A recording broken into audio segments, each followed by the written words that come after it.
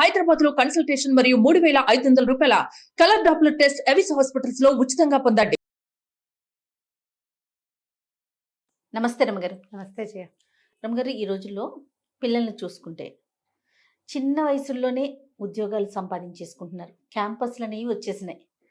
చదువుతూ ఉండగానే క్యాంపస్లో సెలెక్ట్ అయిపోవటం, జాబ్స్లోకి వెళ్ళిపోతున్నారు. జాబ్ రాగానే సహజంగా ఏం ఆలోచిస్తాం పేరెంట్స్గా? పిల్లలకి పెళ్ళిళ్ళు, ఆడపిల్లైనా మగపిల్లడైనా. చదువుకున్నన్ని రోజులు పొద్దున్నుంచి రాత్రి దాకా చదువుతోనే సరిపోతూ ఉంటుంది. స్కూలు, కాలేజీ, హోమ్ ట్యూషన్సో సపరేట్ సబ్జెక్ట్స్ కోసం ట్యూషన్సో ఇట్లా. ఇది అయిపోయిన వెంటనే ఉద్యోగం, పెళ్ళి, అన్నీ బాగున్నాయి. చక్కటి సంపాదన కూడా ఉంటుంది. కానీ పని పాటల విషయంలోనే చాలా ఇబ్బందులు పడిపోతున్నారండి.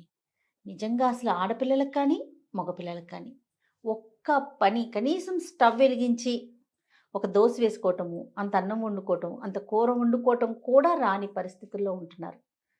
ఇక్కడే మన ఇంటికి దగ్గరలోనే ఉంటే సంతోషం. అది ఎక్కడైనా వేరే ప్రాంతాలకు వెళ్ళి చదువుకోవాల్సి వచ్చినా, జాబ్ చేయాల్సి వచ్చినా, లేకపోతే పెళ్ళి, ఇప్పుడు నేను అన్నట్టుగా పెళ్ళి చేసుకుని వెళ్ళాల్సి వచ్చినా వాళ్ళిద్దరే ఉన్నారనుకోండి, ప్రత్యక్ష నరకం కదా రమ్మగారు. చాలా ఏమీ తెలీదు, ఏం చేయాలో తెలీదు. అదే ఓకే, ఎంత యూట్యూబ్ అనుకోవచ్చు, ఇప్పుడు యూట్యూబ్ వచ్చేసింది కదా, అంతా చూసి చేసేసుకోవచ్చు అని. ప్రాక్టికల్గా మనం ఇంట్లో చేసుకునేది యూట్యూబ్ చూసి ఒకేసారి ఇలా చూసి అలా చేసేదానికి చాలా డిఫరెన్స్ ఉండదు? ఖచ్చితంగా ఉంటుంది. అది అంటే మనం నేర్పించలేకపోతున్నామా, లేకపోతే అంత టైం ఉండట్లేదా, వాళ్ళే కేటాయించలేకపోతున్నారు, లేకపోతే ఇప్పుడే ఎందుకులే పెళ్ళైనాక ఎట్లానో తప్పదు కదా అనే ఒక ఆలోచనతో వదిలేస్తున్నారా? నాకు అర్థం కాదు. మగపిల్లల విషయంకి వచ్చేసరికి మగపిల్లలకి అస్సలు రాని పిల్లలు కూడా చాలా మంది ఉన్నారు రమ్మగారు. అవును, ముద్దు ముద్దుగా పెంచుతారు జయ. మనకి అమ్మ ఏదైనా రెండు గబుక్కున పిల్లలు sick అయితే గబుక్కున అంత అన్నం వండుకొని ఇంత కూర కూడా వండుకోకుండా బయట నుంచి అన్నం Order తెప్పించేసుకుంటారు, ఆర్డర్ చేసేసుకుంటున్నారు. లేకపోతే ఏ చుట్టుపక్కల వాళ్ళని మోసేస్తారు కదా. చాలా ఇళ్లలో ఆడపిల్లలు ఉన్నా సరే నాన్నలే వంట చేసి పెట్టే వాళ్ళు కూడా కనిపిస్తారు. ఏంటంటే మనకి 1, 2, 2 పిల్లలు ఉండటము. ఇప్పుడు లేటెస్ట్ పెళ్లి చేసే పిల్లలంటే వాళ్ళ పేరెంట్స్ కూడా 2 ఉద్యోగస్తులై ఉండటము. ఏదైనా వంట మనుషుల్ని పెట్టుకోవటము, లేదా కూరలు తెప్పించుకోవటము, కూరలు బయట కర్రీ పాయింట్ల నుంచి వచ్చేయటము. ఇప్పుడు వంట ఒకటే కాదు జయ, రోజువారీ వ్యవహారం పొద్దున్నుంచి సాయంత్రం దాకా, రాత్రి పడుకునేదాకా మనకి అవసరమైన అన్ని విషయాలు ఎవరైనా ఎక్కడి నుంచైనా ఏదైనా ఏర్పాట్లు జరిగిపోతూ ఉంటే మనకి వాటి మీద డిపెండ్ అయిపోయి ఉంటాం. మనం ఇండిపెండెంట్గా అవ్వం. ఇప్పుడు స్నానం చేస్తారు, బాత్రూమ్ ఒకసారి ఒక చీపురు వేసి కడుక్కోవటం చేస్తారా ఎవరైనా? పిల్లలు చేయ పిల్లలు అంటారా? పిల్లలు చేయరు రమ్మగారు. స్నానాలు చేస్తారు, ఆ అండర్వేర్లు జాడి చారేసుకుంటారా? చాలా తక్కువ మందిని చూస్తాం. టవల్ ఆరేస్తారా? బాక్సులు కడుక్కోవటం, బాక్సులు సర్దుకోవటం, వాటర్ బాటిల్స్ లాంటివి నింపుకోవటం, తమ బట్టలు, తమ సామాన్లు అవన్నీ అరేంజ్డ్గా పెట్టుకోవటం, ఇవన్నీ మనం రేర్గా సినిమాలలో చూస్తాం. రెగ్యులర్గా అసలు జరగనే జరగవు. తల్లులే చేసి పెడతారు. ఇంట్లో ఒకళ్ళు ఉంటారు కదా అమ్మగారు, జీతం లేని పని మనిషి అనుకోవాలి, అంతే. అన్నిటికీ అమ్మా అంటే అయిపోతుంది. నా సాక్స్ ఏవి, నా చొక్కా ఏది, నా షూస్ ఏవి, నా అదేది, నా ఇదేది, అది ఎక్కడుంది, ఇది ఎక్కడుంది అంటే ఉద్యోగస్తులైన తల్లులు కూడా పిల్లల్ని మోస్తారు ఖచ్చితంగా. ఇప్పుడు ఇవాళ రేపు కొంచెం ఉద్యోగస్తులైన వాళ్ళు కొంచెం బెటర్గా ఉంటున్నారు, పిల్లలకి కొన్ని నేర్పిస్తున్నారని భావించాలి. కొంతమందికి నేర్పించబడుతోంది, కొంతమంది వాళ్ళ అవసరానికి వాళ్ళని. తల్లి ఉండదు, సాయంత్రం అయ్యేసరికల్లా వీళ్ళే పాలు వేడి చేసుకుని తాగుతారు, ఇంకేదో కార్న్ ఫ్లెక్స్ వేసుకుంటారు, ఓ దోశ వేసుకుంటారు, బ్రెడ్ టోస్ట్ వేసుకుని తింటారు, ఆమ్లెట్లు వేసుకుని తింటారు, చూస్తున్నాం మనం. ఏవో తినేస్తారు. నీకు తినేయటం ఒకటి ఇంపార్టెంట్ పాయింట్. దీంతో పాటుగా తినేశాక దాన్ని సవరించటం ఉంది చూసేవో, అది మెయిన్. కానీ తల్లులు ఏం కోరుకుంటారు? తింటున్నారా, ఓకే, ఆ టైంకి నేను ఉన్నా లేకపోయినా కడుపు నిండుతుంది కదా. ఆ గ్లాసు ఆ సింక్లో పెట్టటము, ఆ గ్లాసు కడిగి పెట్టటము, ఆ ఆమ్లెట్ వేసుకున్నదో, ఆ దోశ వేసుకున్నదో, ఆ పెనం యథాప్రకారం ఏ ప్లేస్లో తీసారో ఆ ప్లేస్లో పెట్టేయటం, మిగిలిన దోశ పిండి ఎత్తి ఫ్రిడ్జ్లో పెట్టడం. ఎలా తమ వంటింట్లోకి ఎంటర్ అయినప్పుడు వంటిల్లు ఎట్లా ప్లాన్డ్గా ఉందో అదే ప్లాన్లోకి మళ్ళీ వెనక్కి తెస్తున్నారా, ఇది మనం నేర్పించాలి. ఇప్పుడు పిల్లలకి లైన్గా పనులు చేయటం వస్తాయి. చాలా రోజుల క్రితం ఒక ఆవిడ ఎప్పుడో మాట్లాడారు జయ నాతో, ఎప్పుడో ఒక 2-3 సంవత్సరాలైంది. ఈ అమెరికాలో అవి పంపించేస్తారండి, నన్ను అలాగే పంపించారు. చిన్నప్పుడు వంటింట్లోకి వెళ్తే మా అమ్మ నాయనమ్మ, ఇప్పుడు ఎందుకు వంటింట్లోకి, హాయిగా చదువుకో, పెళ్ళయ్యాక చేసుకోవచ్చు పని అనేవాళ్ళండి. నన్ను ఏమీ చేయనివల్ల 21, 22 నా ఉద్యోగం వచ్చిన సరికల్లా పెళ్లి చేసేశారు, అమెరికా పంపించేశారు. ఈడ ఫ్రెండ్స్ గందరగోళం ఏమిటో వాళ్ళందరూ ఏమిటేమిటో చేస్తారు. నాకు ఒక ముక్క రాదు, ఏమీ రాదు, నాకు ఏమీ రాదండి. ప్రత్యక్ష నరకం చూశాను నేను. రోజు ఏడ్చేదాన్ని. ఎంత అల్లారి ముద్దుగా పెరిగాను నేను. ఎంత బాగా చూశారో ఇంట్లో. చూసి నన్ను ఉద్ధరించిందేం లేదు వాళ్ళు.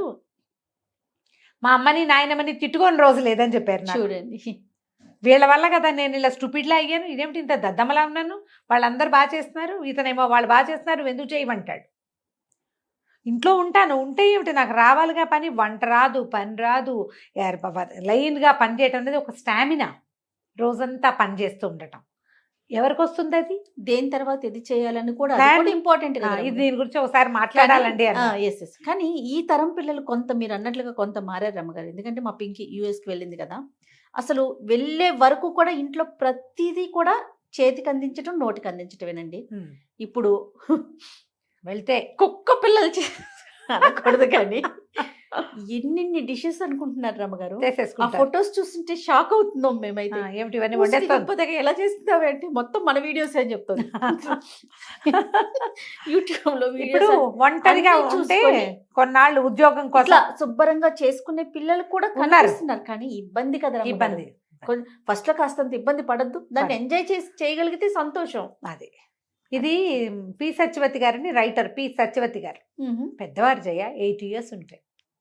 వారి కథలు భలే బాగుంటాయి. అందులో ఒక కథ రాశారు, ఒక రాజా ఒక రాణి అని. దీనికి ఒక కథ కూడా ఉంది, భలే బాగుంది, ఇంట్రెస్టింగ్గా. అమ్మాయిని వాళ్ళ అమ్మ అది ఎప్పుడే ఇంజనీరింగ్ అయ్యింది, కాలేజీలో చేరి అది ఆఫీస్లో చేరింది, క్యాంపస్ సెలెక్షన్ ఎంతో బాగుంది. అది ఫ్రెండ్స్తో మాట్లాడుకుంటుంటే పని పిల్ల వస్తుంది, జ్యూస్ ఇస్తుంది, జ్యూస్ తాగాక జ్యూస్ గ్లాస్ పట్టుకెళ్తుంది. వంట ఆవిడ వంటింట్లో వంట చేస్తుంది. పెళ్లి చూపులు అరేంజ్ చేసాం, నువ్వు రా, నీకు దీని దగ్గరికి బీరువా దగ్గరికి ఏం బట్టలు వేసుకోవాలో చెప్తానంటుంది వాళ్ళమ్మ. ఈ ఫోన్లో కబుర్లు చెప్పుకుంటూనే వాళ్ళ అమ్మ దేవతోటి వెళ్ళి రేపు పెళ్లి వాళ్ళు వస్తే వేసుకోవాల్సిన డ్రెస్సు, దానికి మ్యాచింగ్ నగలు, కావాలంటే ఇంకో డ్రెస్సు కుట్టిద్దాం, అన్నీ వాళ్ళ అమ్మే అరేంజ్ చేసింది. పెళ్లి చూపులు, పెళ్ళైపోయింది. పెళ్ళైపోయిన తర్వాత ఏమిటి ఇప్పుడు ఎవరైనా వస్తే ఏం బట్టలు వేసుకోవాలో అమ్మే చెప్పాలి. దాని మీదకి నగేం పెట్టుకోవాలో, చెవులకి ఏం పెట్టుకోవాలో, ఎలాంటి వేసుకోవాలో, చెప్పులు ఏం వేసుకోవాలో అమ్మే. వంటింట్లో వంట మనిషి ఉంది, పై పిల్లకి చిన్నపిల్ల ఉంది, పై పనులకి అన్నీ అది అందిస్తుంది. ఇది బొమ్మలాగా తయారైతే చాలు, దాని ఇస్త్రీ బట్టలు రెడీగా ఉంటాయి, దాని ఫుడ్ ప్లేట్లో రెడీగా ఉంటుంది, లంచ్ బాక్స్ రెడీగా ఉంటుంది, వాటర్ బాటిల్ రెడీగా ఉంటుంది, హ్యాండ్ బ్యాగ్లో కూడా వాళ్ళ అమ్మ ఎప్పటికప్పుడు డబ్బులు ఉన్నాయా అని చెక్ చేసి డబ్బులు పెడుతుంది. పెళ్ళయింది. పెళ్ళైతే ఓ రోజు రాత్రి అల్లుడు ఫోన్ చేశాడు అర్జెంటుగా. ఏంటండి మీ అమ్మాయి ఒక మాట విందు, ఎంతసేపు ఆన్లైన్లోనే ఉంటుంది, ఫోన్లోనే ఉంటుంది, ఒక పని రాదు, ఎంతసేపు ఏడుస్తుంది, ఇండియా వెళ్ళిపోతానంటుంది, ఇదేమన్నా బెజవాడ బందరగా ఊరికే పంపించేసేయటానికి, అర్థం చేసుకోదు అని పెద్ద పెద్ద కేకలు పెట్టాడు. ఒక పని రాదు, ఏ పని చేయదు, ఎప్పుడు ఆన్లైన్లోనే ఉంటుంది అన్నాడు. కూతురుకి ఇచ్చాడు. ఇప్పుడు కూతురు ఏమైనా చెప్తే అల్లుడు వింటే బాగోదు కదా. ఎక్కడికి బోళ్ళంత ఖర్చు పెట్టాం పెళ్ళికి, కట్నం వద్దని బాగానే బోళ్ళంత ఖర్చు పెట్టి ఇచ్చారు. కట్నాలు వద్దంటారు కదా, కట్నం వద్దు గ్రాండ్గా చేయండి అంటారు. ఇవాళ రేపు నేను ఇది అనుకుంటాను, ఓ 10 లక్షలు ఇవ్వండి అంటే 10 ఇచ్చి మిగిలినవన్నిటికీ కట్ చేయొచ్చు. ఇప్పుడు ఈ కట్ చేయకపోతే 10 కాస్త 30 అవుతోంది. అంతేగా, 30 అవుతుంది. అన్ని గ్రాండ్గానే. కట్నం లేదుగా, కట్నం లేదు, ఇదే పాట. కట్నం లేదు. కట్నం ఇచ్చిన రోజునే హాయిగా ఉందనుకుంటారు కొంతమంది ఫ్రెండ్స్ ఉన్నారు ఈ మధ్య, పెళ్ళిళ్ళే ఆడపిల్లలు పెళ్ళిళ్ళు చేసిన వాళ్ళు. కట్నం ఇచ్చిన రోజునే హాయిగా ఉంది, మేము ఇంతే చేయగలమండి అని చెప్పేవాళ్ళం. ఇప్పుడు వెళ్ళలేవు ఖర్చులకి. ఈ కూతురుతోటి మాట్లాడి కూతుర్ని, ఏమే ఎందుకమ్మా కాస్త పని చేయొచ్చు కదే, ఆ పాత్ర నేర్చుకుంటే. ఏం నేర్చుకోనమ్మా నేనేం నేర్చుకోను, ఏనాడైనా నన్ను ఏమైనా చేయనిచ్చారా? ఆఖరికి నా కాఫీ గ్లాస్ కూడా పని పిల్లే పట్టుకెళ్ళలేదు కదా. నాతో మీరు అడ్జస్ట్ అయ్యారు, ఇప్పుడు నేను ఎట్లా అడ్జస్ట్ అవ్వను ఇతనితోటి? ఎంతసేపు నన్ను పని మనిషిని అనుకుంటాడు, వాళ్ళ అమ్మలాగా చేయట్లేదంటాడు, కౌంటర్ శుభ్రంగా లేదంటాడు, బాత్రూములు కడగమంటాడు. నేను ఎప్పుడైనా చేశాను, ఇప్పుడు నన్ను అవన్నీ చేయమంటున్నాడు. నా వల్ల కాదు, బయటికి వెళ్ళడానికి వీల్లేదు, ఉద్యోగం లేదు, 6 నెలలు డిపెండెంట్ వీసా మీద ఉంటారు. శుభ్రంగా అక్కడే ఉంటే నేను ఇదయ్యేవాదని, టీమ్ లీడర్ అయిపోయేదాన్ని. ఉద్యోగం లేదు, డ్రైవింగ్ లైసెన్స్ లేదు, పబ్లిక్ ట్రాన్స్పోర్ట్ లేదు, జైల్లాగా ఉంది నాకు ఇల్లు. పని పని పని పని అంటాడు. ఎంతసేపు ఫ్రెండ్స్ని పిలుస్తాడు భోజనానికి, వాళ్ళంతకి వెళ్ళి తిన్నాం కదా మనము వండాలంటాడు. నా వల్ల అవన్నీ కావట్లేదని లబో దిబోమని పెళ్ళాడు.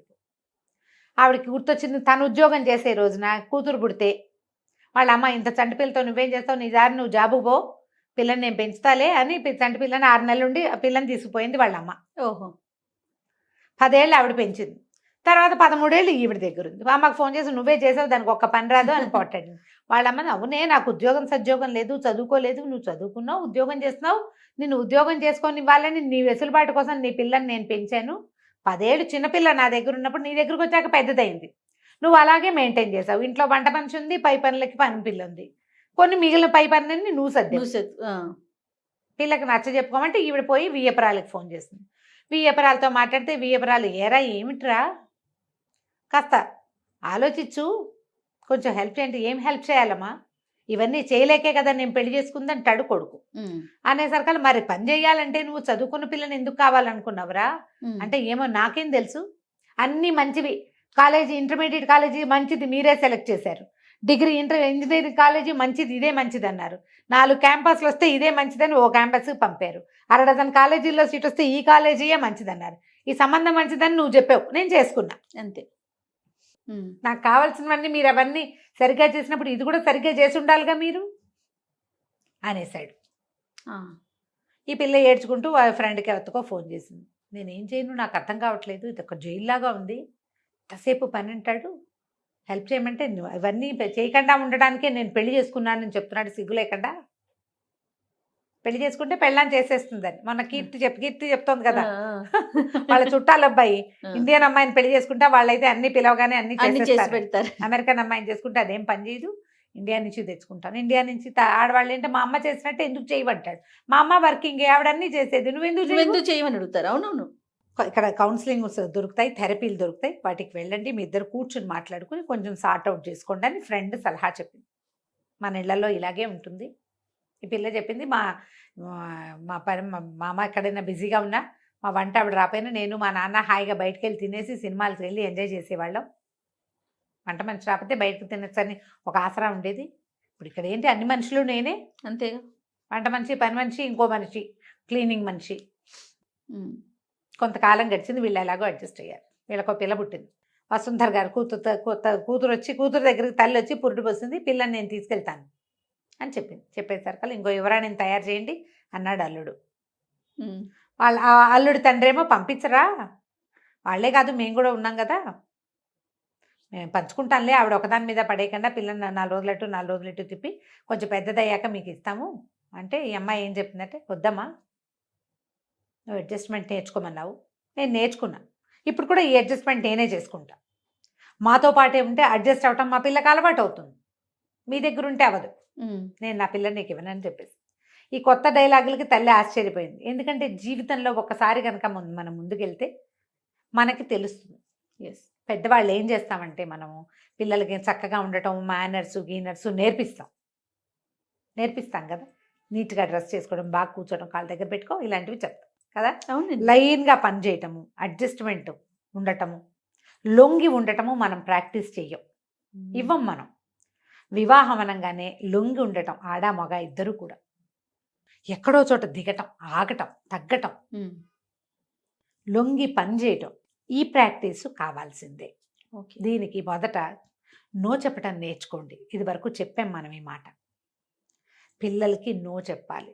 వాళ్ళ చేతుల్లోంచి గ్లాసులు ప్లేట్లు తీసుకునే పనులు చేయబోకండి.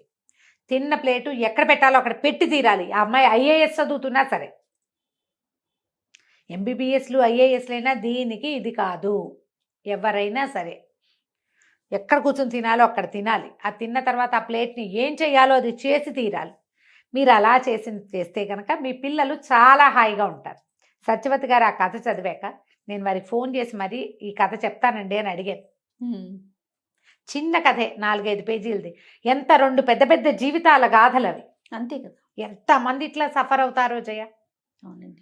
పెళ్ళాం వచ్చి మా అమ్మలాగా అన్నీ చూస్తుంది. ఎలా చూస్తుంది? నీతో పాటే ఎల్కేజీ నుంచి అన్ని పోటీ పరీక్షలు రాసిన పిల్ల మీ అమ్మ ఎలా అయిపోతుందో చెప్పు. ఎట్లా అయిపోతుంది? అన్ని పోటీ పరీక్షలు, అన్ని చోట్ల కాంపిటీషను, అన్ని ఉద్యోగాలకి వెంపర్లాట, ఇవన్నీ నీతో సమానంగా చేసిన పిల్ల మీ అమ్మలాగా ఇల్లు గడగటము, వాకిళ్ళు గడగటము, వాకిట్లో ముగ్గేయటము, పువ్వులు కట్టడం రాదు. మా కోడలకని ఒక ఆవిడ వెటకారంగా చెప్పారు. అదో పెద్ద బ్రహ్మ విద్య. రాకపోతే పోనీ, వరకు నేర్చుకునేవాళ్ళం చిన్నప్పుడు. ఎండాకాలం పువ్వులు కట్టడం నేర్చుకోవటం, ముగ్గులు వేయటం నేర్చుకోవటం, మెహందీ పెట్టడం, అవన్నీ నేర్చుకునేవాళ్ళం. ఇప్పుడు అసలు ఏవి పిల్లలకి, వాళ్ళకి ఇంట్రెస్ట్ ఉంటే నేర్చుకుంటారు, లేకపోతే లేదు. అవి వాటికంటే చాలా అవసరం ఏంటంటే రోజువారీ ఇల్లు నడిపే చతురత కావాలి కదా, కావాలిగా. అవునండి, అవి నేర్పించండి ఆడకి మగకి కూడాను. డెఫినెట్. ఆలోచించండి ఇలాగా. రైట్ రామ్ గారు, నమస్తే. నమస్తే జయ.